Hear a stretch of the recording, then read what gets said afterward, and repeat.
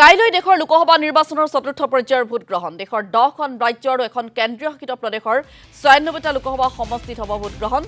বিহাৰ অন্ধ্ৰপ্ৰদেশ তেলেংগানা পশ্চিমবংগ উত্তৰ প্ৰদেশ আৰু ঝাৰখণ্ডৰ কেইবাটাও গুৰুত্বপূৰ্ণ সমষ্টিত পুৱা 7 বজাৰ পৰা আৰম্ভ হ'ব ভোট গ্ৰহণ প্ৰক্ৰিয়া অন্ধ্ৰপ্ৰদেশৰ 25টা লোকসভা সমষ্টিত একেটা পৰ্যায়তে সম্পন্ন হ'ব ভোট গ্ৰহণ তেলেংগানাৰ 17টা লোকসভা সমষ্টিত একেদিনাই ভোট গ্ৰহণ অনুষ্ঠিত হ'ব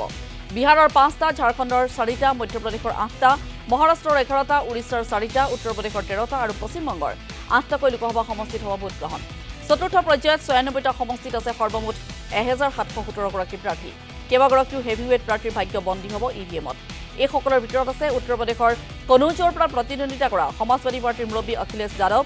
তৃণমূল কংগ্ৰেছৰ প্ৰাৰ্থী মহুৱা মৈত্ৰ কেন্দ্ৰীয় মন্ত্ৰী গিৰিৰাজ সিং কেন্দ্ৰীয় মন্ত্ৰী অৰ্জুন মুণ্ডা হায়দৰাবাদৰ প্ৰাৰ্থী আছাদুদ্দিন ওৱেচি ইপিনে চতুৰ্থ পৰ্যায়ত উৰিষ্যা আৰু অন্ধ্ৰপ্ৰদেশৰ বিধানসভা নিৰ্বাচনৰ ভোট গ্ৰহণ অনুষ্ঠিত হ'ব অন্ধ্ৰপ্ৰদেশৰ 175খন বিধানসভা আসনৰ বাবে হ'ব ভোট গ্ৰহণ উৰিষ্যাৰ 28খন বিধানসভা আসনৰ বাবেও হ'ব ভোট গ্ৰহণ